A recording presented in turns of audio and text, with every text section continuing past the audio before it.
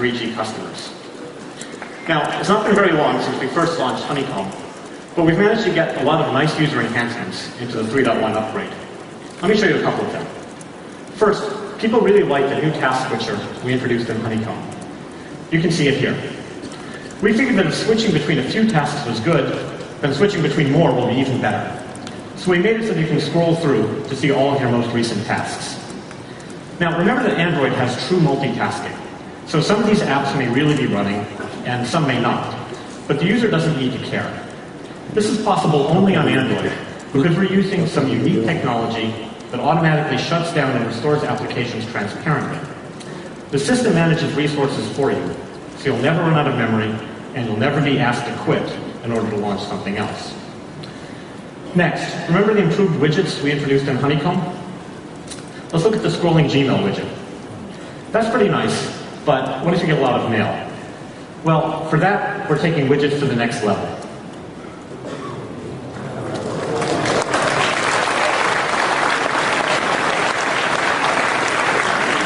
So as you can see, you can now stretch widgets horizontally or vertically. And if you're a developer and you've already created a scrolling widget for Honeycomb, you can upgrade it to be resizable with just a few lines of XML. In 3.1, we also put a lot of effort into upgrading Android's USB support. Android devices can now act as USB hosts, which means you can now do things like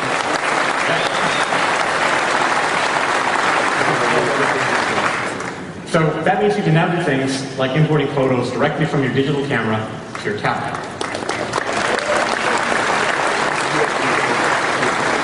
And because Android is now a USB host, the OS also supports a ridiculous number of USB input devices as well. Keyboards, mice, trackpads, joysticks, game controllers, and more.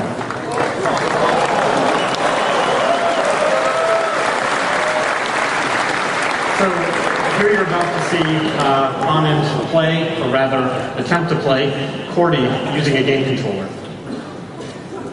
Okay.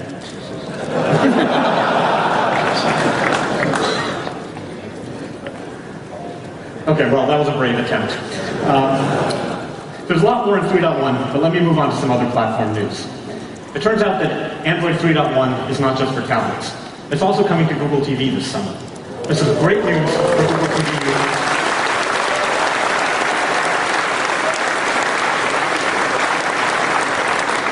It's great news for Google TV users, and it gets better. Google TV will also be getting the Android market. So all of you developers will now be able to create apps for Google TV using exactly the same SDK that you're using for Honeycomb. Consumers who already have a Google TV device will automatically get the update over the air. And there are new Google TV products based on 3.1 coming from Sony, Vizio, Samsung, and Logitech. If you want to hear more about bringing your apps to Google TV, please check out the Google TV session tomorrow here at I/O. Okay, let's look a little farther down the road. I'm also happy to announce the next major Android release, Ice Cream Sandwich. And of course, to also debut the most important part of any release, the new logo.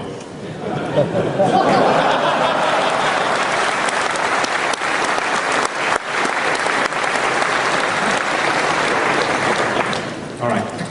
We're targeting a Q4 launch for Ice Cream Sandwich, and in many ways, this will be our most ambitious release to date. Let me tell you about some of the themes behind this release. First, choice. If I had to pick one word to explain Android's phenomenal growth over the past year, that word would be choice. Consumers really like choices, and with Ice Cream Sandwich, we're going to make them really, really happy. Here's just a small sample of the range of devices that we've powered by Android. So we have phones in every size and shape, phones with keyboards that slide, phones with keyboards that flip, phones with built-in game controllers, tablets in every size from 7 inches to 10 inches, even tablets that transform into laptops. And who knows what else is coming. But in the end, we know that high-quality apps are the lifeblood of Android. So our top priority for Ice Cream Sandwich will be to give app developers the tools they need to deliver great experiences on all of these devices. We want one OS that runs everywhere. Let me tell you how we're going to make that happen.